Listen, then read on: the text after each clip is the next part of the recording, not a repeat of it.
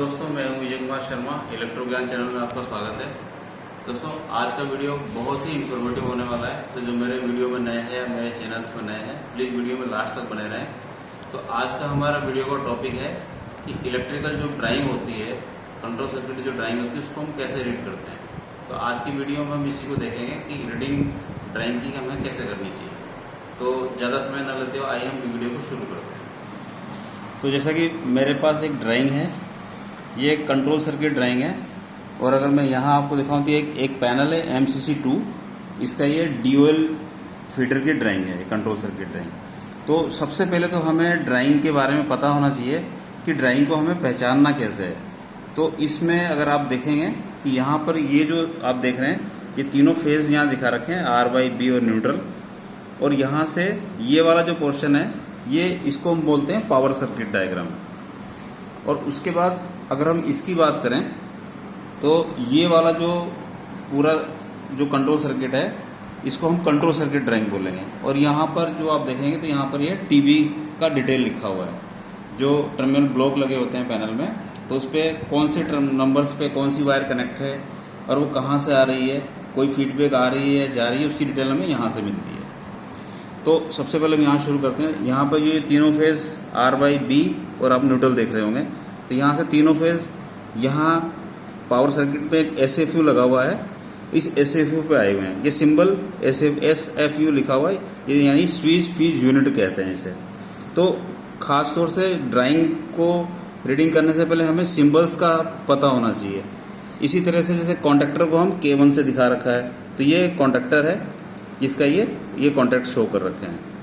और ये OLR का मतलब है ओवरलोड रिले, तो ये ओवरलोड रिले है। उसके बाद ओवरलोड रिले की आउटगोइंग से जो केबल्स गई हुई हैं, सीधे मोटर पे गई हुई हैं। तो ये एक पावर सर्किट है कि तीनों फेज पहले SFU पे आए हैं, SFU की आउटगोइंग से पहले कॉन्टैक्टर पे आए हैं, कॉन्टैक्टर से फिर रिले पे गए हैं, और रिले के बाद सीधे मोटर पे कनेक्ट है वायर।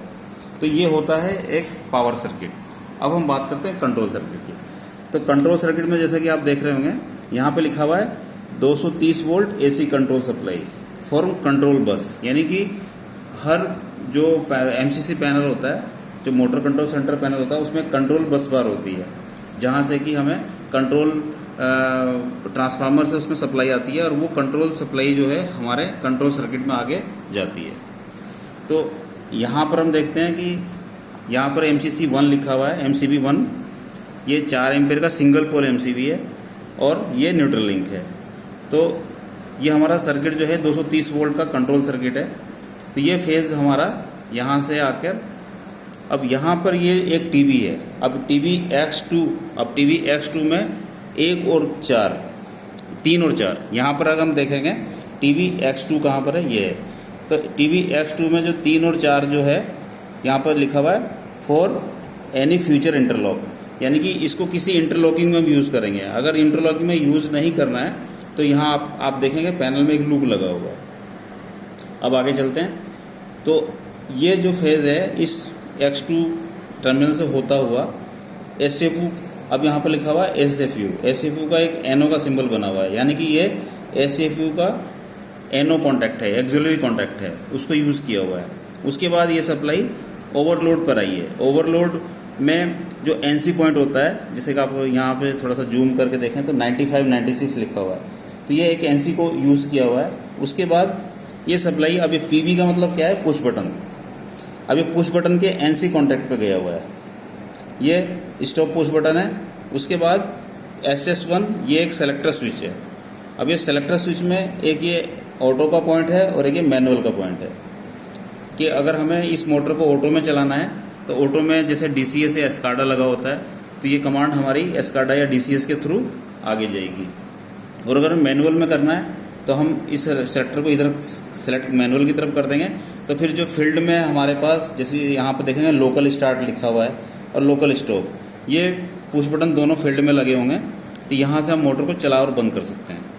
तो जैसे ही अगर हम इसको ऑटो में करेंगे तो ये सप्लाई, ये जो फेज सप्लाई जो है, ये हमारी X3। अब X3 जो है टीवी का टर्मिनल है X3।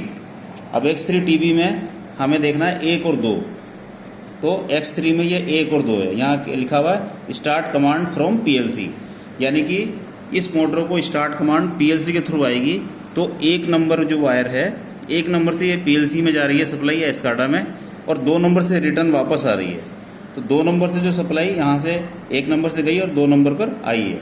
अब ये आकर सीधे हमारे स्टॉप और स्टार्ट का जो लूप, जो कॉमन पॉइंट होता है, उस पर यहाँ पर कनेक्ट है।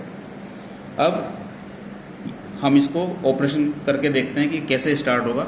तो मान लीजिए हमने इसको ऑटो में किया है, तो जैसे ही एस्काडा या पीएलसी से इसको स्टार्ट कमांड मिलेगा तो ये फेज यहाँ से होता हुआ इस स्टॉप के एनसी से होता हुआ कॉइल को मिल जाएगा और कॉन्टैक्टर होल्ड हो जाएगा, K1 कॉन्टैक्टर, और मोटर चल जाएगी। अब चलने के बाद क्या क्या होगा, अब यहाँ आप देखेंगे कि K1 का NO यूज़ किया हुआ है, तो ये NO NC हो जाएगा और ये हमारा लैंप L1 लैंप ग्लो कर जाएगा, यानी हमें इंडिकेशन मिल जाएगा कि मोटर ऑन हो गई है। अगर हम यहाँ पर देखें तो यहाँ पर इन्होंने एक फीडबैक दिखाया हुआ है, ऑन फीडबैक। तो ये K3 एक कॉन्टैक्टर है, उसका NO यूज़ किया हुआ है इन्होंने। तो जैसे ही ये ऑन होगा कॉन्टैक्टर, K3 भी ऑन होगा साथ में, और ये सप्लाई हमारी सीधी फीडबैक पीएलसी को चली जाएगी कि मोटर ऑन हो गई है। और यहाँ पर अब देखेंगे ये अर्थिंग का टर्मिनल है X2 में 8 नंबर। अब अगर हम टर्मिनल देखें कि X2 टर्मिनल में जो ये 8 नंबर है, ये अर्थिंग का पॉइंट है, यहाँ पर अर्थ वायर कनेक्ट होगी।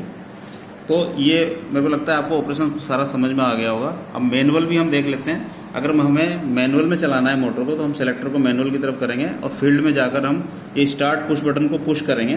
तो ये फेज जो यहाँ तक आया हुआ है, ये इस तरह से यहाँ इस रास्ते से होता हुआ, इस एनसी से होता हुआ और पुश बटन के सीधे इसकी कॉइल को जाएगा और कॉन्टैक्टर ऑन हो जाएगा। जैसे ही K1 ऑन होगा, ये K1 का जो NO है ये NC हो जाएगा और ये सप्लाई हमारी इस तरह से मिलती रहेगी। तो इस तरह से ये एस्काडा और मैनुअल में इस तरह से मोटर चलेगी। अब यहाँ पर हम देख रहे हैं, यहाँ पर हमारी टीबी की डिटेल है।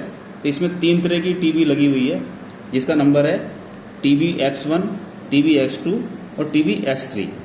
तो इस ड्राइंग में सारे टीबी की डिटेल है। आपको जो भी टर्मिनल देखना है, हम इसमें डिटेल यहाँ पे देख सकते हैं कि यहाँ पे ये जैसे मान लीजिए TBX2 में हमें देखना है कि 6 और 7 नंबर पर, 5, 6, 7 पर कौन सी वायर कनेक्ट है। तो यहाँ पर लिखा हुआ है लोकल स्टार्ट और लोकल स्टॉप पुश बटन, यानी यहाँ पर रिमोट की वायर कनेक्ट है। 5, 6 और 7 पर रिमोट की वायर आएगी जो फील्ड में लगे हुए हैं, रिमोट पुश बटन। इस तरह से हम ये इस टीबी की डिटेल को पढ़ के आसानी से समझ सकते हैं। और साथ ही जब भी हमें इस ड्राइंग को रीड करना है, तो हमें पहले ये देखना है कि कंट्रोल सप्लाई कहाँ से आ रही है, और हम किसी एक तरफ से इस ड्राइंग को रीड करेंगे तो बड़ी आसानी से हम समझ सकते हैं कि ये ड्राइंग कैसे वर्किंग कर रही है। किसी भी तरह की प्रॉब्लम होगी तो हम इस पर ड्राइंग इसको चेक कर सकते हैं कि कोई फीडबैक नहीं जा रही है, या कॉन्टैक्टर क्यों नहीं होल्ड हो रहा है, या कोई सप्लाई कहाँ से मिस हो रही है।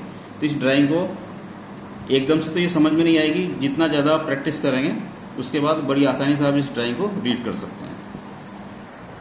उम्मीद करता हूँ दोस्तों वीडियो आपको अच्छा लगा होगा। अगर आपको वीडियो पसंद आया तो प्लीज़ कमेंट कीजिए, और अगर आपकी कोई इंक्वायरीज़ हैं तो आप कमेंट बॉक्स में कमेंट कर सकते हैं। मेरी कोशिश रहेगी आपके जो भी प्रॉब्लम्स हो उसको रेक्टिफाई करने की। तो उम्मीद करता हूँ आपको वीडियो अच्छा लगा है। अगर आपको वीडियो पसंद आए तो प्लीज़ इसे लाइक कीजिए, शेयर कीजिए, मेरे चैनल को सब्सक्राइब कीजिए।